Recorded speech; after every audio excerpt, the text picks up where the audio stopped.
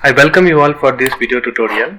In this video, we are going to discuss the basic concepts of control system engineering. So, the control system engineering is one of the branch in engineering concepts, and it is dealt with the concept called control theory, and this is the backbone of automation world. I mean home automation, industrial automations, whatever we are seeing now. These are all having the baseline theory as control systems. Say for an example, we are having the flush tank in our toilets, that is the water flow mechanism in that toilets is making sense for understanding the concept of control system.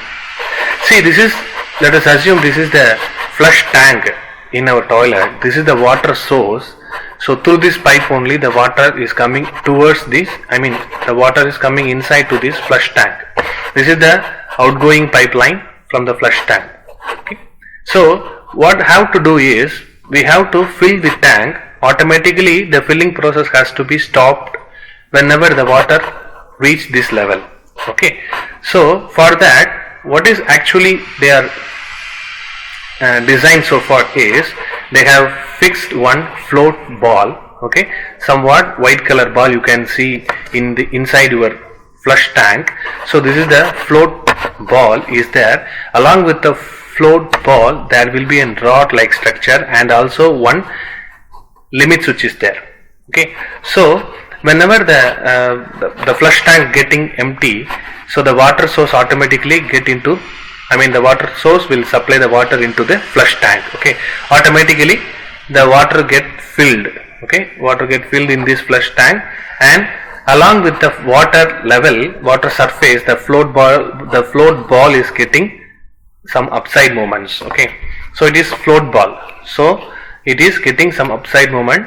So while reaching this line, this desired line, automatically along with this ball arrangement and this rod arrangements, this limit switch automatically close the tap from the water source. So this is the simple mechanism we are using now. Okay, this is what we are called as control system. Okay, so this is an automatic system. Okay, no need to close the tap after filling the flush tank. No need to go for closing the tap. Automatically the tap will get closed. This is the simple mechanism we are using day by day life. Okay. And then this is an automatic door mechanism. This is an automatic door open close mechanism. You can see that in shopping malls, on theaters, we are regularly using this mechanism. Okay, there will be a sensor called microwave sensor. This particular sensor is sensing the human who is available in front of that door. Okay, so several sensors in side view and rear view, there are several sensors are there. In both side of the door, it is detecting the human. Okay, this is the concept of automatic door close open mechanism. Okay, so nowadays we are using this mechanism. Okay, then next to that, coffee vending robot. Okay, you can see that this is the coffee vending robot. This is very tough task for a human to design this particular robot, because we are the human being. We know how to pick the cup. Okay, we are familiar with that. Okay, so picking the cup and placing the cup, it is very natural for the human, but it is very difficult task for the robot. So exactly positioning the particular cup after filling the coffee itself, it has to switch off the coffee source and it has to correctly take the cup without any issues. It has to take the cup. This is the challenging task for us. Okay, so the design concern has to take several control systems blocks in order to design this kind of robots.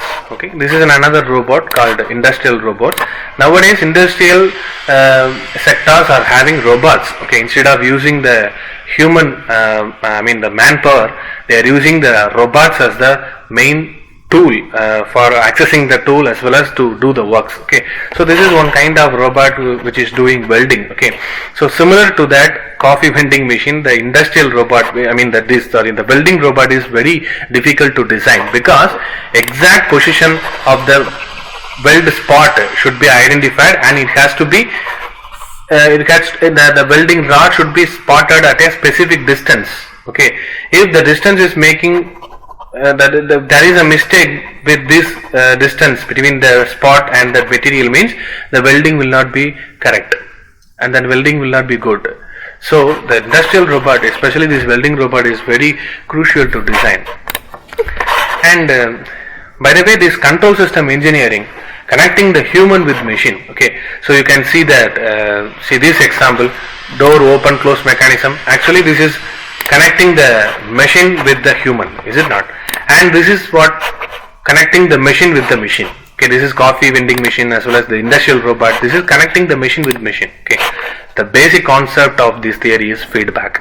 Okay, so feedback while driving the car, you can easily understand the concept of what feedback by means of seeing this example, human control system in driving a car. Okay, so you can see the content from here. See, this is the system where we are going to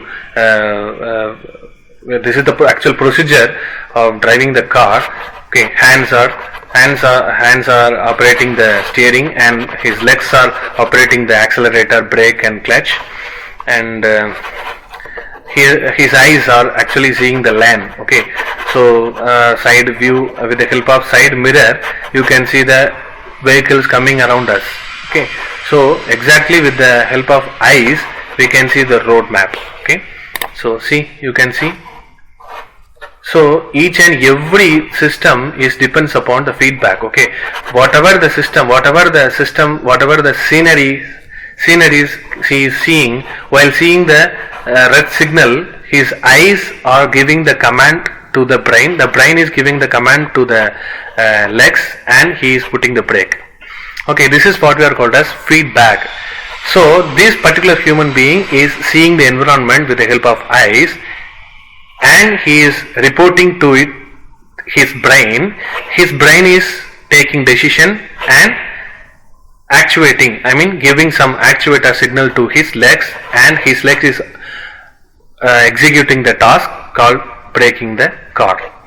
This is what we are called as the human braking mechanism, human driving mechanism. Okay, so this is the best example for feedback system. Okay, without giving the feedback by the human eyes, ears, the whole mechanism is not possible to function. You can see the block here. This is the brain of the driver. This is the actuator called hands and foot. Okay, so hands are useful for controlling the steering. Foots are used for accelerator, accessing the accelerator, brake and clutch. And this is the vehicle. There will be a disturbance from the other environment called, it may be wind or any kind of traffic disturbances may be there. And this is the heading, the direction of that vehicle, and this is the speed of the vehicle. Okay, so this direction may be seen with the help of some rear cameras or otherwise the side mirrors. Okay, you need to direct your vehicle at a specific direction only. Okay, so in order to achieve the correct destination, you need to follow some specific directions. Okay, so directions can be seen with the help of some rear cameras or otherwise some mirrors itself you can see, and your head direction highway, direction of highway, which is the actual destination already we know.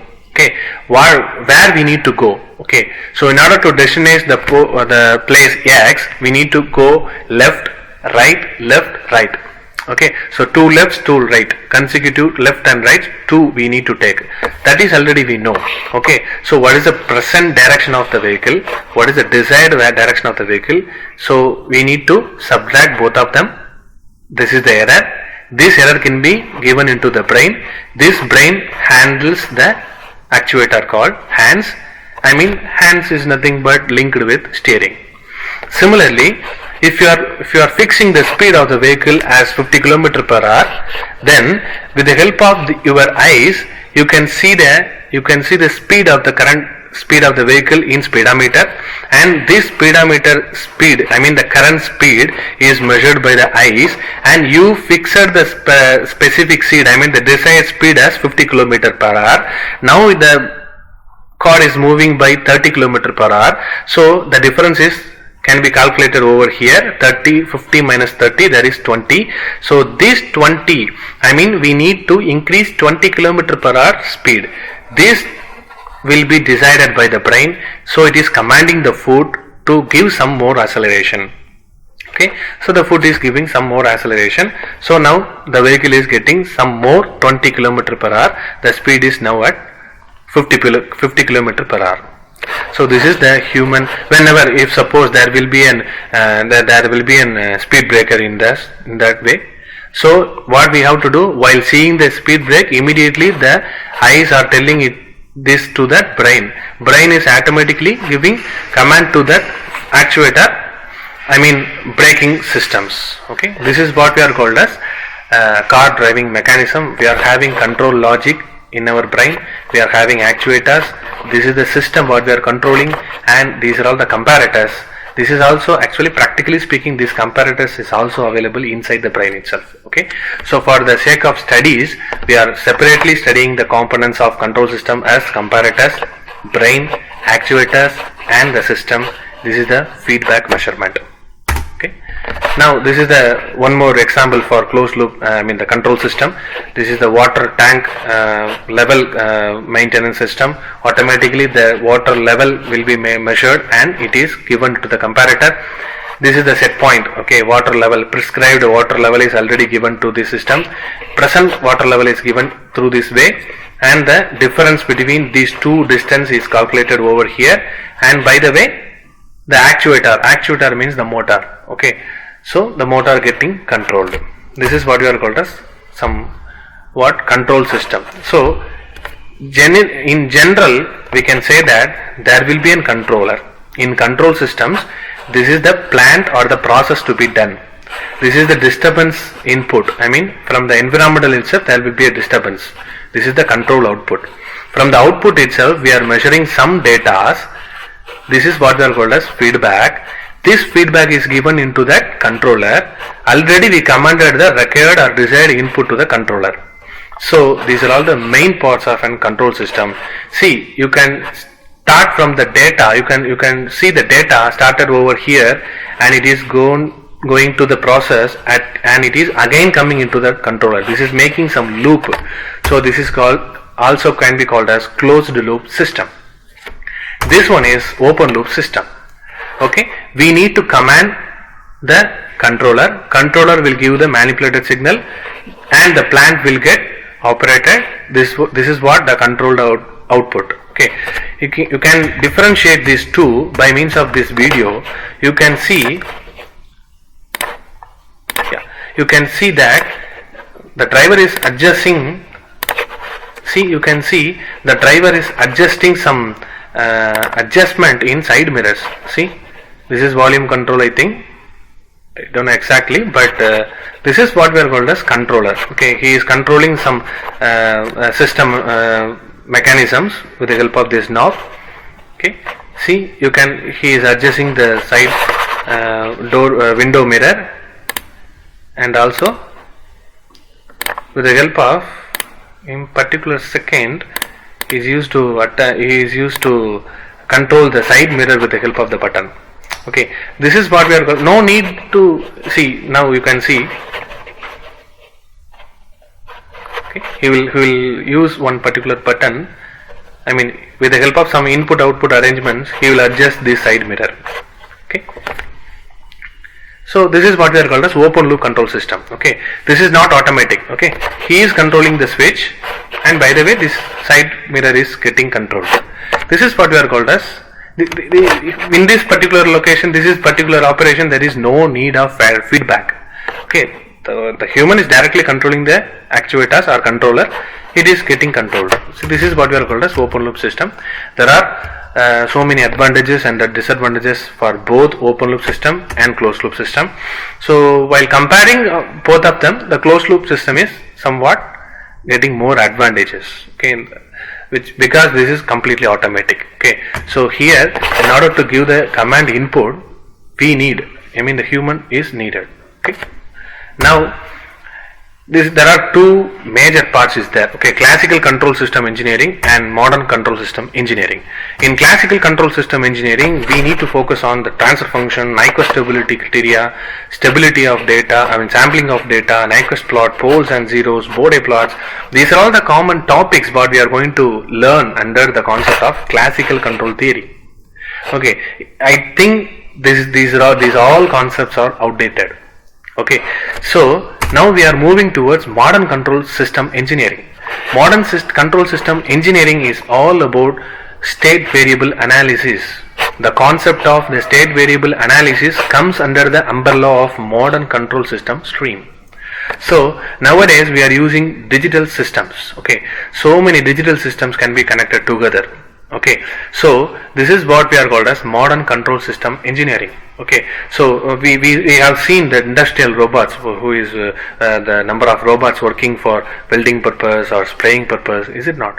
So similar to that, so the modern control system is having the capability of controlling multiple devices at a time. Okay, so this can be useful for MIMO accessing, multiple input and multiple output. But the classical control systems, these concepts are only applicable for SISO system. Okay, but if you are understanding the concept, you want to understand the concept of control system engineering, you should start from classical control system engineering. Okay, then only you need to move on modern control system engineering.